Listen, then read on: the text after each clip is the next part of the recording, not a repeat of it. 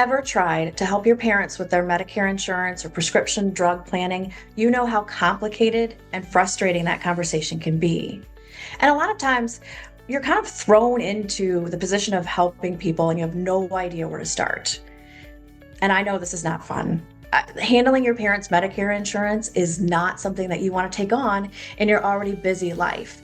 But please trust me, this is so important. It's something to handle, something to understand before there's a problem with your parents' health. My name is Stephanie Pogue. I'm a certified Medicare insurance planner, and you are listening to Aging, Healthcare, and Everything in Between. When you're thrown into a position like this, the first thing that you need to know is what your parents actually have. Or if you're trying to help any elderly loved one, Medicare is not like regular group insurance, regular employer group insurance that we're all used to. It's very different. So first you have to figure out what they have, what kind of coverage they have, what's going to happen when they go to the doctor or the hospital, and then you can determine if the plan that they have is right for them. So your very, very first step, you need to find their Medicare card. Medicare is something that they get. Everybody qualifies for it when you turn 65, but not everybody takes it right away. Some people wait until they retire. But if your parents are over 65 and retired, they have Medicare, and you need that Medicare number in order to really help them get started. Their Medicare card, we treat it sort of like a Social Security number. You don't want to give out the Medicare number to just anybody. So they may be carrying it around in their wallet or their purse, but most likely you're going to find their Medicare card somewhere else in some kind of safe deposit box or a folder of important information. That's where you want to look for this. It's just a white card. It has blue on the top, red on the bottom, and it has a set of digits. It's numbers and letters. What you will also find on that card, it says Part A and Part B, and there will be a date next to it. Those dates are when they got their original Medicare. Now, you may be wondering what Part A and Part B is, and there's a lot of information online that you can find out about that. But basically, the summary is Part A is going to cover anything in the hospital. It's original Medicare. It doesn't cost any monthly premium, but it also doesn't cover everything in the hospital. They have deductibles and things like that. And then Part B covers doctor's appointments and then everything out of the hospital. Now, your parents are paying for Part B. They may not know it because it comes right out of their Social Security check before it's even deposited into their account, but there is a charge for Part B. Now, if they only have original Medicare, they're going to end up with huge deductibles. They could end up with 20% of everything outpatient. So what most people do is get something to go along with that Medicare. That's where we'll go next. If for some reason you cannot find that Medicare card, and this happens a lot, especially if your parents are in their 80s or 90s and they've had it for a long time, there are a couple of ways that you can get it. You can call 1-800-Medicare. Usually the beneficiary does have to be on the line with you. You can order a duplicate ID card. They will not give you the Medicare number over the phone, but they'll send another ID card. Or you can go to Medicare.gov and set up a My Medicare.gov account for them. On that Medicare.gov account, you can order duplicate ID cards. You can see all their claims. It's a wealth of knowledge and information if you set up an online portal. It's just like setting up your own insurance portal, but it's with Medicare.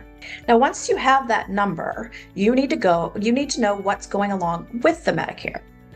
Most people don't have original Medicare only. They have something, it's either called a Medicare Advantage plan or a supplement or Medigap plan that goes with it.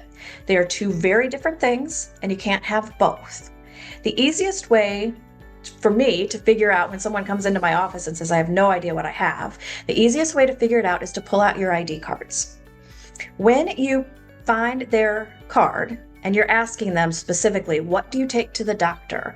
What card do you take to the hospital if you have to go? What do you take to the pharmacy? Those are the ID cards that you're looking for. And then on that card, there's a couple of different things you want to see. If it says HMO, PPO, if it has different copay amounts for doctors, emergency room, if it has a copay for prescriptions, that is most likely a Medicare Advantage plan. If the card, on the other hand, says it just has a member ID number and it says Plan G or Plan F or Plan N, that is a Medicare supplement. Also, don't get confused. Parts A and B of Medicare, those are original parts of Medicare. Plan G, F, or N is a Medicare supplement plan. two completely different things. I know it's a lot of information, but you need to know it as you go through. The other thing that happens a lot is people will pull out several ID cards. They keep the cards year after year after year, and it's hard to know which one's the most up to date. Medicare supplement cards don't change that often, but Advantage plans do. People will get a new card every single year. And if you look really closely, there will be a printed date. That's what you want to look at. Keep the most recent card, and now you know what type of coverage they have. Your next question probably is, what's the difference? Why would I have an Advantage plan or a supplement? Like, what does she really have here? What does my mom really have here? So there's a couple of differences. With the Advantage plan, they're probably not paying any additional monthly premium or a very low amount. But instead, there's going to be copays. Every time they go to a specialist, the emergency room, they have surgery, anything like that, they're going to pay copays. With these Advantage plans, what you need to watch out for is that there's usually a network of doctors that they have to stay in. So if you're trying to schedule your parent a physical therapy appointment, or they need rehab for some reason, you need to make sure that those providers, hospitals, everybody is in the network if they're on an Advantage plan. You also want to watch out for referrals. Some plans require referrals. So if they do need a physical therapy appointment, they have to get a referral from their primary care doctor to go see someone. So don't forget that step. People like Advantage plans and usually enroll in them because they all of the extra benefits. So these also include dental coverage. There's some allowances for eyeglasses. There are huge discounts for hearing aids. Sometimes it will provide transportation to and from doctors if you can't be there. And don't forget to really look closely at the extra benefits, because sometimes it includes groceries or things to buy, amounts to buy things over the counter, like cough medicine and ibuprofen and that sort of thing.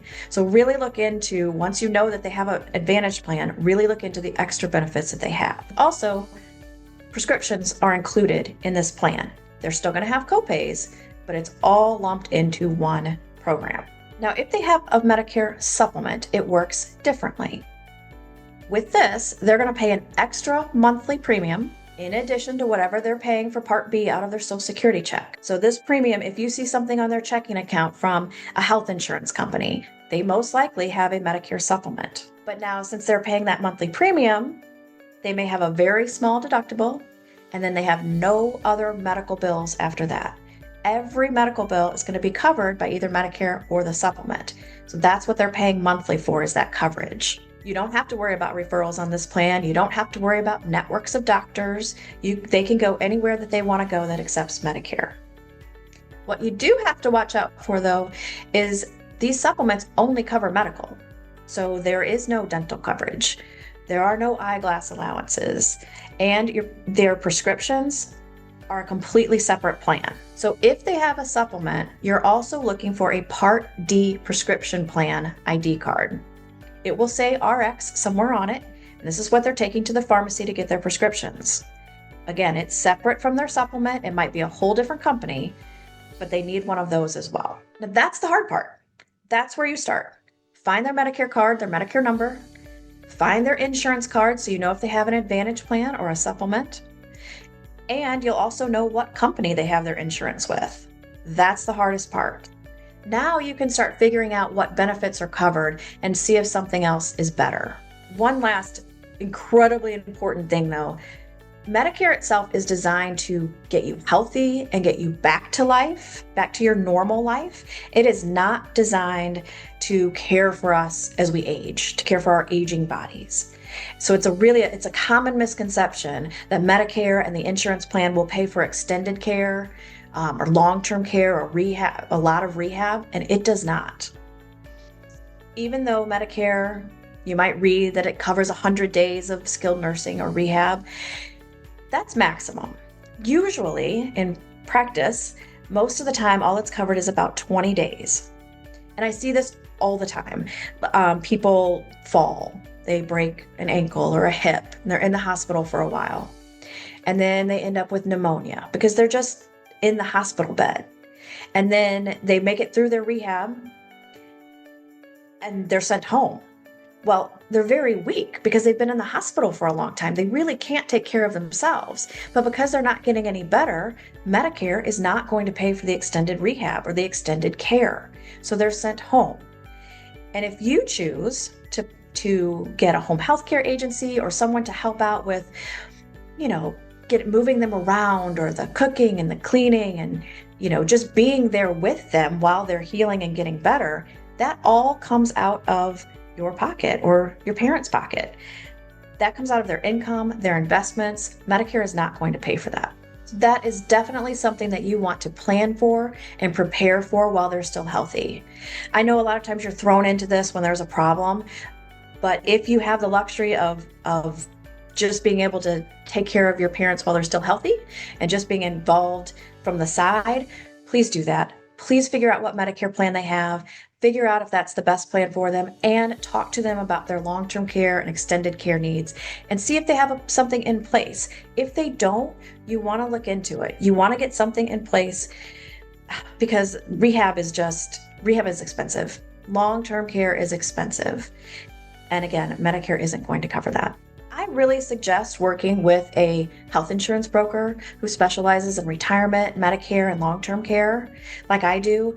We have a wealth of knowledge, and we can explain all the benefits for you in detail for you and your loved one. Definitely have the conversation with everybody all together so everyone's on the same page. And there is no fee for our services. So find a reputable broker, sit down with them, figure out what your parents have now, and then make a plan for any kind of long-term care. I hope you enjoyed this and you found it helpful, and I look forward to our next episode. Thanks for listening to another edition of the Aging, Healthcare, and Everything in Between podcast. Please share this podcast so that others can benefit from the content. Please also leave reviews, as feedback is important to me. And if you have any suggestions for a future episode, email them to s.pogue@stlouisInsuranceGroup.com. Thanks again for listening, and I look forward to bringing you more valuable content soon.